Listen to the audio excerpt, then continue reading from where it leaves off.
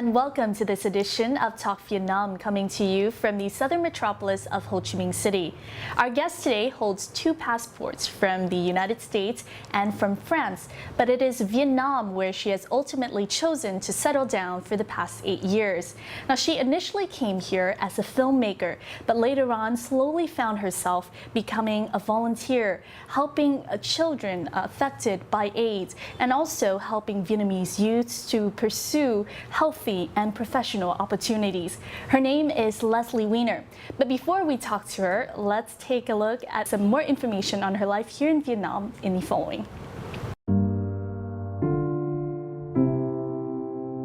With a background in communications and documentary filmmaking, Lesley Wiener began her film career in New York before moving to Paris to work in television for 28 years.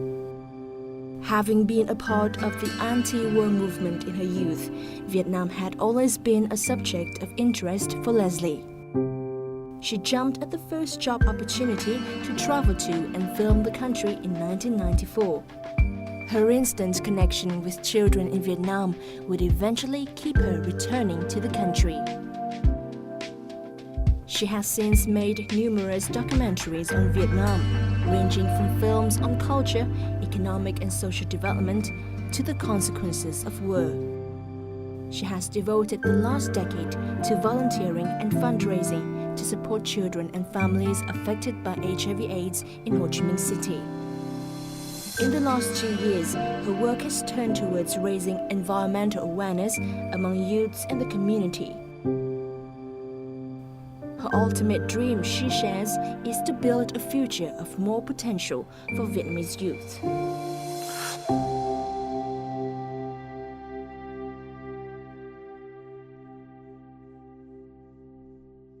Xin chào chị Lesley. Xin chào em Dương. Thank you so much for joining us here on Talk Vietnam. Now, I know one of your most recent efforts here in Vietnam has been founding the Green Youth Collective. Can you please share more with us on this initiative? Sure. It's a vocational training program for disadvantaged children. And basically it came out of seeing a lot of children who didn't necessarily do well at school. Maybe they had dropped out of school or they didn't like school and they didn't like sitting at a desk on a computer, and just finding some other opportunities, professional opportunities for them. And of course this is a time when we really have to consider the environment and talk about the environment. So instead of looking backwards to kind of professions from the past, like learning to sew or learning to fix a motorbike, or which, you know, are all great, I'm not saying that, but I think that they're limited in how far you can go. So I wanted to start something that was a career of the future, that would really be opening up in the future, where there would be a lot more jobs than there are today, but also something that's healthy, where people are outdoors and they're moving around, and there's a lot of mobility. You can learn different aspects of gardening. Yes, it also seems that the environment and these subjects relating to green growth and organic farming gives these children the opportunity to be closer to nature. Yeah. I mean, in an urban area like Ho Chi Minh City, it can often seem that you don't get that touch very often. Sure. I think that in the rest of the world, as you probably know, urban gardening is becoming a really important aspect of cities, like in New York, in Chicago, in London, and even in Singapore. They're really bringing green spaces and growing food in cities, on rooftops, on walls, and that's coming to Vietnam. In fact, we started this about 2 years ago, and since we started organic farming and food growing in urban centers, it's really grown a lot already. How do youths in Vietnam, how will they be able to benefit from the skill sets that they learn in such courses? Well, if you look around at a lot of cafes or restaurants or even new buildings, you'll see that there's green walls, that there's a green wall meaning there's plants growing up the walls, because in fact it really cools the atmosphere. It can cool down the immediate area by about 3 degrees. But you can't just go and plant seed on your roof. You really have to know how to build containers, you have to know about irrigation, you have to know about drainage and growing. And there's more and more of growing on roofs now. So there's a huge demand for people who are skilled, who understand that. So I think it will get bigger and bigger. And if you have those skills, you've got work. Yes. Now, I know a big part of the Green Youth Collective are the classes. So in the following, actually, knowledge in green growth and gardening and organic farming have really been an inspiration for many of the Vietnamese youths to actually think about changing career paths and what they could possibly do in the future. As Lesley says, there's a lot of potential. So in the following, we'll follow Lesley to one of her gardening classes at Green Youth Collective, where there's a permaculture expert teaching all of these youths how to farm and how to garden. So let's take a look in the following. So anyway, who knows what we're An doing? outdoor classroom in the heart of the southern metropolis of Ho Chi Minh City. Here at the weekly class of the Green Youth Collective, students prepare natural fertilizer, plant new seeds, and tend to their very own garden plots. For many of these urban youths, the course has given them a chance simply to get in touch with nature. This has sand, it'll have a little bit. Mình ở thành thị đó, cho nên là cái cơ hội mình được tiếp xúc với lại những cái vườn tược cũng như là rừng này kia đó, cây cối thì nó rất là hạn chế. Khóa học này nó mang lại cho mình cái thứ nhất á, là một cái cơ hội được tương tác với thiên nhiên, và cái thứ hai là giúp cho mình trồng cây. Nó rèn luyện cho mình những cái kỹ năng sống và cái giá trị sống, thực sự mình biết cách hiểu về những cái quy luật của tự nhiên hơn. Lesley found funding for the Green Youth Collective training program, and it was first launched in 2013. Since then, the courses have introduced Ho Chi Minh City youths, particularly disadvantaged youths, to the vast possibilities of green careers. For many of the students, learning has not been limited to the realm of gardening. Qua một cách mà mình học chăm sóc một cái cây, nó giống như mình chăm sóc một con người như vậy, một đứa bé như vậy. Thì qua cái quá trình đó mình sẽ học được cách mà yêu thương những người xung quanh và yêu thương cây cối và bắt đầu bảo vệ, quan tâm đến những thứ xung quanh hơn. Qua một khu vườn thì mọi người có thể cùng nhau làm một cái gì đó một cách rõ ràng, cụ thể, có một câu chuyện để trò chuyện cùng nhau. In the training process, students learn practical subjects like planting, organic gardening, as well as macro-level theoretical subjects like farm management, urban green planning, and permaculture. On this part here, Zach Sapes, a Green Youth Collective instructor, believes these are the foundations towards building sustainable careers that will in turn benefit not only the youths, but also Vietnam's environment. Lesley and the rest of the team here have, I think, a similar vision that there's limitless possibilities coming from doing environmental work and social work. It just takes a little creativity and a little push in the right direction. So hopefully a lot of these guys will come out with skills to work in things that we are designing, but the imagination, creativity to come up with their own fields. For Bien, the Green Youth Collective has opened up to him an alternative career path. Mình có thể làm vườn đô thị, như là đến nhà khách hàng và mình sẽ tạo ra những cái khung, những cái chậu mà hoàn toàn thì bằng tự nhiên, có thể phân hủy được. Rồi trồng cây thì không sử dụng hóa học, mình chỉ sử dụng những cái từ thiên nhiên thôi. The Green Youth Collective has also taken youths beyond the fences of their own plots of land to introduce urban gardens in cafes and schools, hoping to pass on the spirit of environmental awareness and alternative occupations to many more members of society.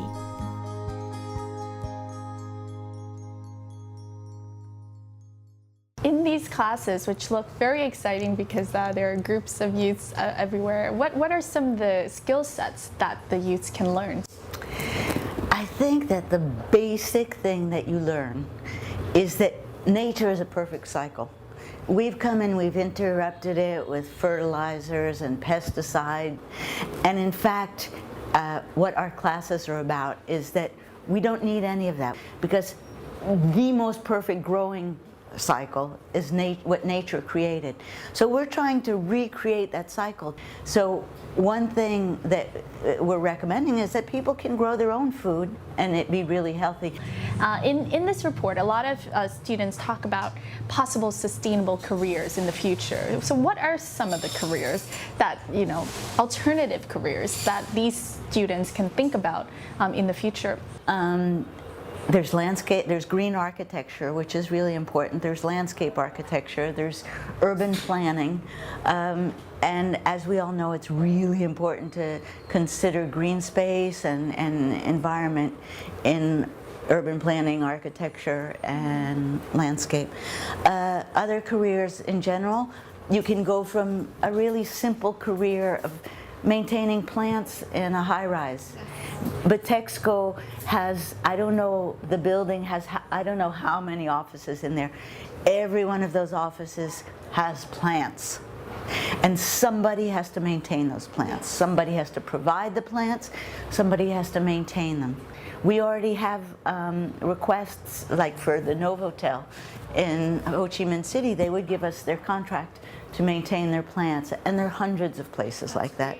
You could learn about irrigation systems, drip irrigation systems, aquaponics, which is growing in water. There's so much to learn about, but it's also something that you really can be at any different level and have a career in that. From where did you get the idea that you would like to provide vocational training to these disadvantaged youths and youths in general here in Vietnam?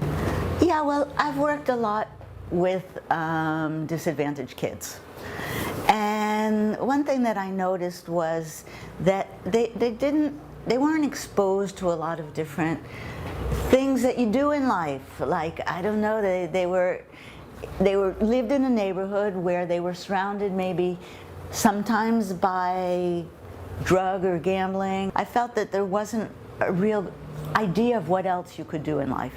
And so I decided to have a career workshop. And I had eight teenagers in my career workshop. And each week we would go and visit an architect or a fireman or the policeman or a fashion designer. And is there any way that we can create a program that helps them step by step? It doesn't, I'm not saying you go from quitting school at 15 to becoming a landscape architect. Yes. I'm saying that you can go step by step and grow, have your own enterprise, have your own business. You can be a gardener, you can have your own business that maintains plants, but you can work your way out of poverty on your own. Your connection to Vietnamese youths began much earlier than through the Green Youth Collective. It began before that through a group called the Smile Group. Can you please tell us how your connection to the Smile Group began? I love the Smile Group. I love the children. I initially came here in 1994. I was making a film. When I was in Ho Chi Minh City, my guide from Hanoi took me to meet somebody who worked with street children. The children called him father or teacher. And I met this man and I found him to be really a fascinating human being. He was the first one to start working on AIDS in Vietnam when nobody else was talking about AIDS. In around 2003, he started a group of youth that were HIV positive. And this is, who we know today as the founder of Smile Group, Thầy Hùng. Yes. He is no longer with us here today, but I believe that you formed a very special relationship with him. I later learned that he had been a heroin addict for 20 years, and he had been through a lot of really difficult stuff, and he had just recently come out of that. And he was like somebody I'd never met. So I got very interested in his work and started following his work with the street children and trying to raise money for the work he was doing. Just watching what he was doing, I thought fascinating. And so as a filmmaker, I started filming him. And I had after a couple of years, I had about 40 hours of film.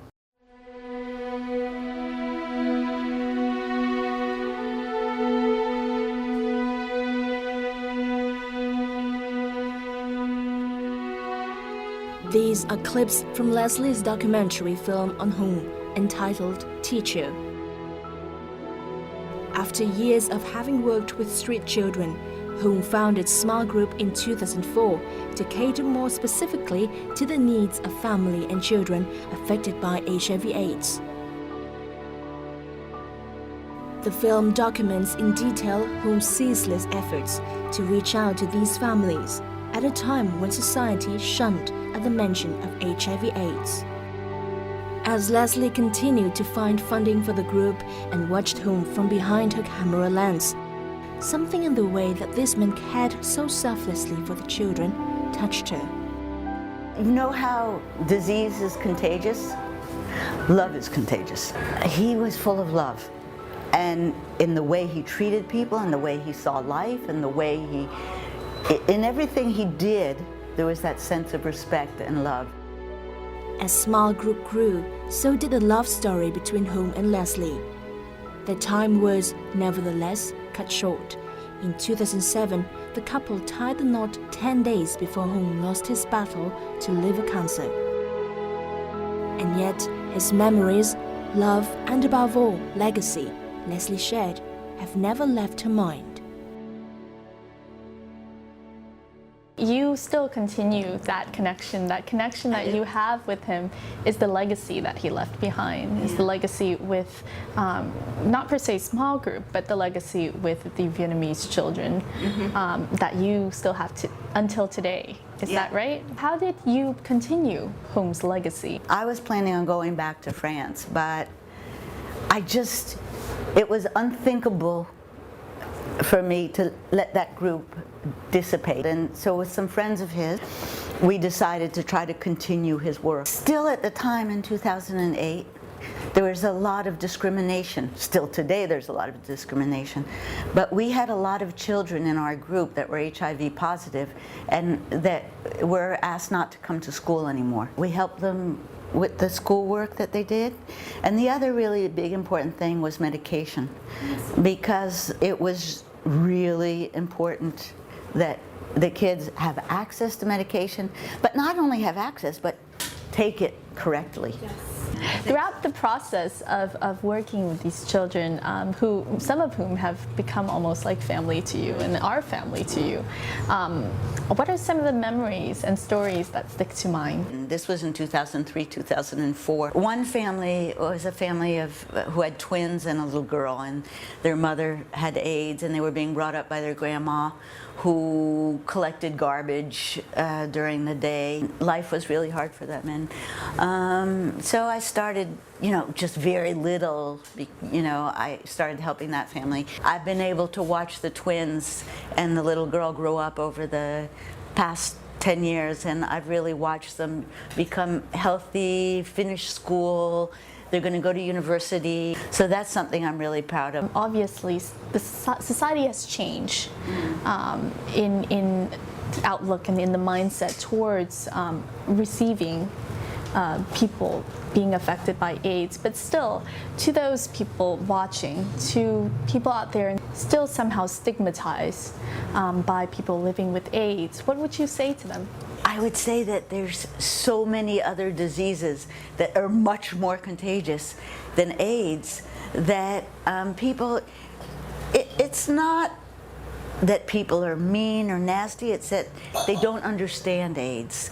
You don't catch AIDS from having somebody in your classroom. You don't catch AIDS from eating at the same restaurant from somebody. And in fact, at our group, some of the kids are HIV and some don't. And there's no way you can tell which are which. They're healthy as long as they're on medication. They're healthy, they're happy, they do well in school. So there's absolutely really no difference. And so that kind of discrimination never made sense, but it certainly doesn't make sense today about that. Yes. Now, even though Lesley is no longer with Smile Group, she has continued on to work on Green Youth Collective, but she still holds a special connection to the children in the group, some of whom she has watched grown up beautifully in the past more than 10 years. And so in the following, we'll follow Lesley's footsteps in visiting Smile Group in the following.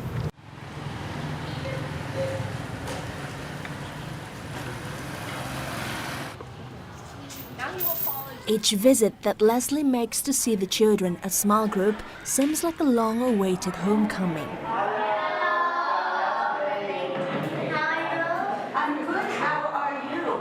It was here that Lesley's connection with Vietnamese children developed when she began volunteering at the small group over a decade ago. And your name is? Whether it was teaching English or simply spending time and playing with the children, she watched many of the kids here grow up and cared for them as if they were her own. Cô thân thiện lắm, cô không có hiểu em nói tiếng Việt. Cho nên cô mỗi khi cô muốn nói với em cái gì thì cô làm hành động đủ thứ, rồi em cũng làm hành động với cô, rồi từ từ thì cô dạy cho em nói, mà em nói sai thì cô dạy em nói lại. At the small group, children either living with or orphaned by HIV/AIDS are nurtured and educated in various fields. In 2007, Lesley went on to outgrow her role as simply a volunteer to become one of those continuing the small group legacy. Trong hoạt động nụ cười thì Lesley phần lớn là giữ cái vai trò là người tìm nguồn cho nụ cười.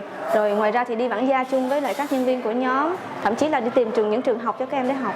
Tôi thấy rất là khâm phục cái cách sống của Lesley, là có thể bỏ hết những cái nơi sống sang trọng. Cô có thể ở Pháp sống một cuộc sống thoải mái, ở Mỹ cũng được, một cuộc sống rất là nhàn nhã, nhưng mà cô lại chọn đến Việt Nam, chọn những cái công việc khó, làm việc với trẻ em nghèo, hoặc là tìm những cái cách để giúp đỡ trẻ em, thì rất là đáng khâm phục cho tôi. Dirk is a social worker and instructor here.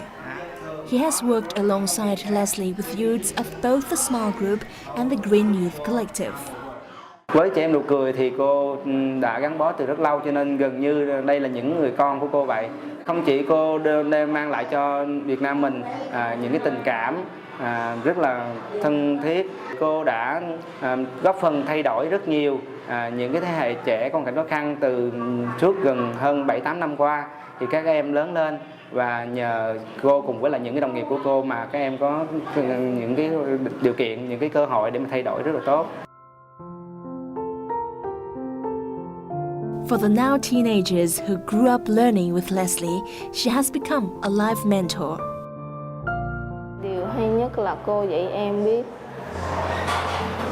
đứng lên từ những cái khó khăn vấp ngã của mình và biết quý trọng những thứ mình đang có hơn.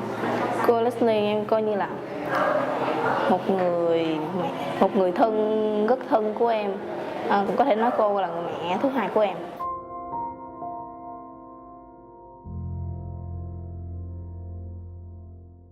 So you mentioned at the beginning of all this that initially you came to Vietnam in 1994 as a filmmaker. Can you please share with us what was the thing that brought you to this country in the first place? Vietnam is a country that since my teenage years has always, as they say, I've had Vietnam in my heart since my teenage years. Really? Because I grew up in America. And so the Vietnam War was my whole adolescence and university years, was, all people talked about, and everything in the United States was about the Vietnam War. And I was very active in that movement, in a peace movement against the war. Anyway, I grew up with images of Vietnam in my living room because it was on the TV and everywhere. I think that I always felt that I kind of had this debt. I owed Vietnam something. And I was a documentary filmmaker, and I was working on the development of the Lonely Planet series. Yes. And the Lonely Planet series is a travel films. And since I had worked with the executive producer on the development of the series, he asked me, where in the world do you want to go to produce the first film? To Vietnam, of course. It took me 1 second. I said, Vietnam. So what was your impression coming to a country that you had always kind of known about but had never come to? Landing in Hanoi, was that feeling of when you fall in love with somebody. It's like everything just tingles, and you never want to go to sleep because you just don't want to lose that tingling excitement. I felt that way about the people, I felt that way about the country. It's lasted for it's a long time love affair. And it seems after that first trip, Vietnam continued to entice Oh, yeah, I was stuck. for so many times, because you would later come back for many times to make more films.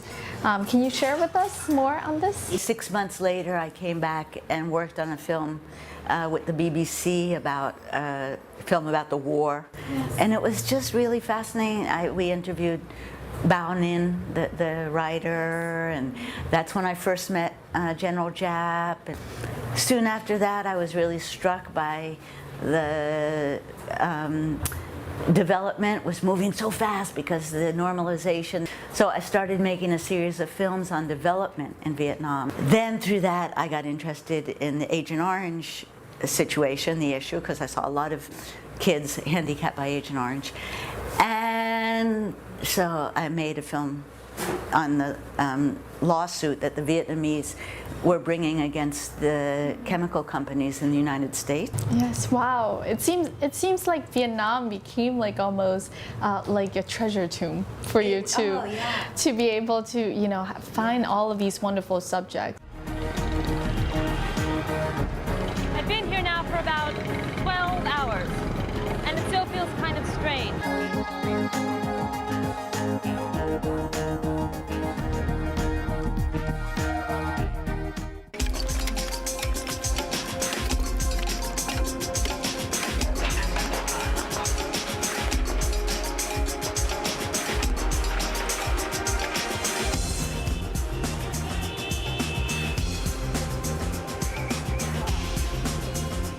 Cholon is the city's Chinese quarter, where visitors will find its most vibrant daily market.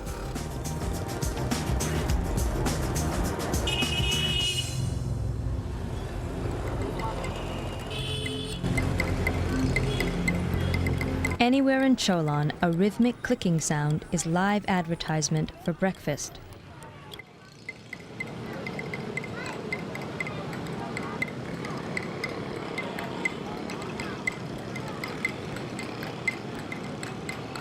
If you catch the eye of one of these boys, he'll bring you pho, the Vietnamese breakfast. It's a bowl of noodle soup with greens and either pork, chicken, or beef. A bit too hearty for me at 7 in the morning, but you couldn't beat the price. 20 cents.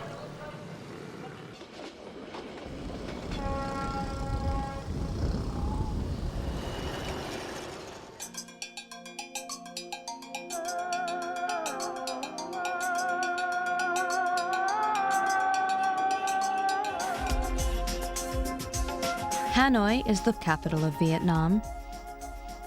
One of its main attractions, the Mausoleum of Ho Chi Minh.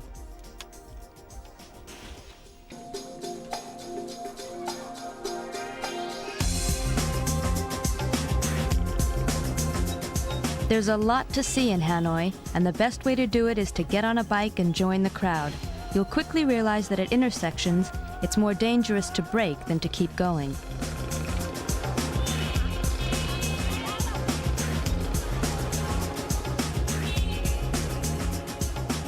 The soul of Hanoi can still be found in the ancient town center.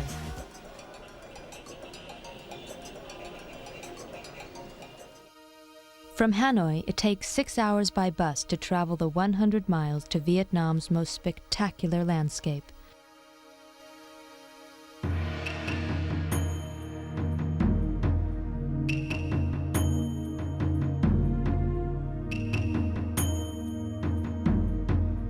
Ha Long Bay. This surreal landscape is dotted with over 3,000 limestone islands.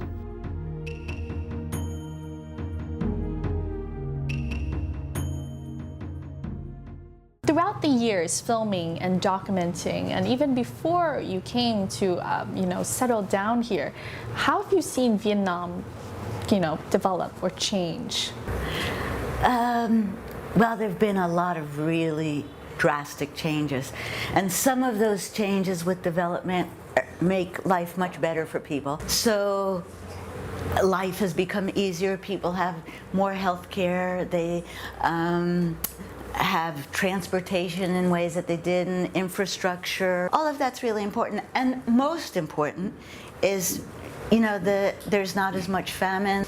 On the other hand, I think the West has brought a real consumer mindset to Vietnam, where you have to buy your value is how much money you have, and your value is how many things you can buy, and how big a house you own. And I think that's really unfortunate, because that's not what some people's value is about. So development has brought both of those sides, a positive side and a negative side. Through documenting people, I mean, you've met some pretty inspiring people despite the backgrounds that they were born into or that they were living in. But how have these Vietnamese people, these Vietnamese children that you have worked with inspire you? I don't know what it is, but I just feel there's like that purity. It's some kind of, the children everywhere in the world are kind of more pure than adults. But there's something about the Vietnamese kids, this kind of innocence. There's the absolutely most stunning innocence in Vietnamese children that really strikes me. And probably it's because in Vietnamese society today, they're still living in extended families, and there's always somebody holding children, and the children have confidence because they're always surrounded by adults and people. And I find that with the kids at Small Group, there's this innocence that it touches that little bit of innocence that we have left in us as adults. Sometimes it gets really buried, but it's such an important part of who we are. And when we're with kids who just kind of like are dripping with that innocence, it touches that and it brings that to the surface inside of us, and it brings out our own innocence. Talking about Small Group, actually, and wrapping this into your career as a filmmaker, you, I believe, have also organized classes at Small Group years ago on filmmaking. Right. Part of what I thought was a problem when kids' parents had a lot of burdens, they had to work all day and they didn't have time, and then they still never had enough to feed their kids, was that kids were often alone, and parents were just often too tired to come home at night and read to them or take them on visits to different places. And so one thing we like to do at Small Group is kind of stimulate it. So one thing, we had the opportunity from Adobe, the Adobe company in the United States, offered us funding to teach Photoshop and filmmaking to disadvantaged youth. And being that was what I love to do, and I have a hard time talking to the kids, but showing them how to make film, that I can do. So we started a class with 6 teenage girls, from pictures to film to editing to putting on the music and writing the commentary.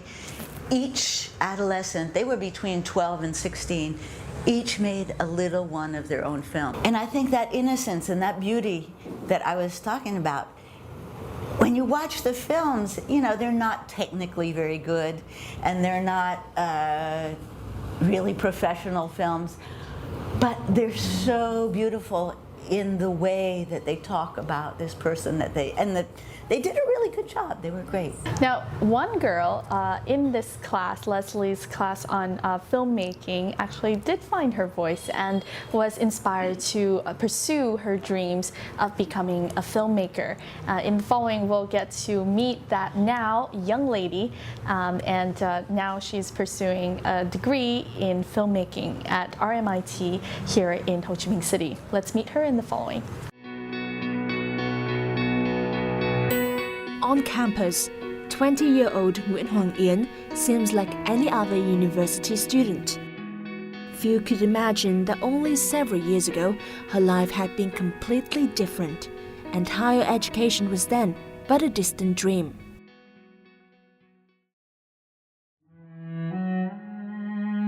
These are images from Yến very first photo-based film. It was meant to tell the story of her late grandmother, who had single-handedly raised her in one of Ho Chi Minh City's poorest river slums. At 11 years of age, Ian had lost both her parents to HIV. It was at Lesley's film class at Small Group that Ian made this film. Having first met 9 years ago, the two have formed a special bond. While Lesley lovingly nicknames Ian as Tini, Ian attributes her calling in life and passion for film to her mentor. Với em á, cô Lesley như là một thần tượng làm phim. Cô Lesley là người thầy đầu tiên của em. Lúc ở trường á, em không biết là em thích gì hết á. Tại vì có những cái môn toán, lý hóa, văn sử thì em không có giỏi cái gì. Em thấy mình đấy, rồi khi làm cái gì đó không giỏi thì không có cảm thấy tự tin. Nhưng mà khi gặp cô Lesley dạy cho em làm phim thì em thấy là em cũng có khả năng để làm cái này. Rồi em cũng thấy thích, em có thể bỏ ra nhiều giờ để em ngồi em làm mà em không thấy chán. Thì em nghĩ là cổ là một người đem tới một cái cơ hội mà để cho em nhận ra được cái ước mơ của em là cái gì.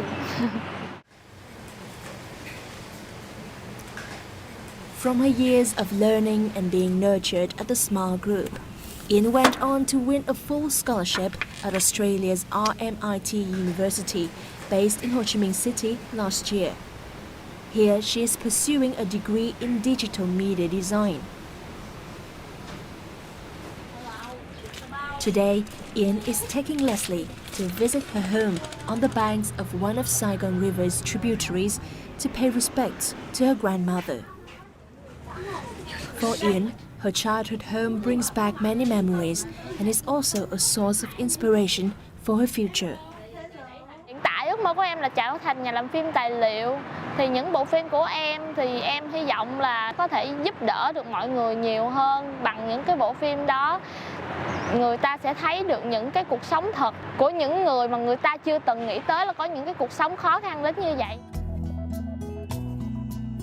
Inspired by Lesley, whom she calls her first teacher in film and her great friend in life, Ian hopes to pursue filmmaking in hope of contributing positively to society through her work.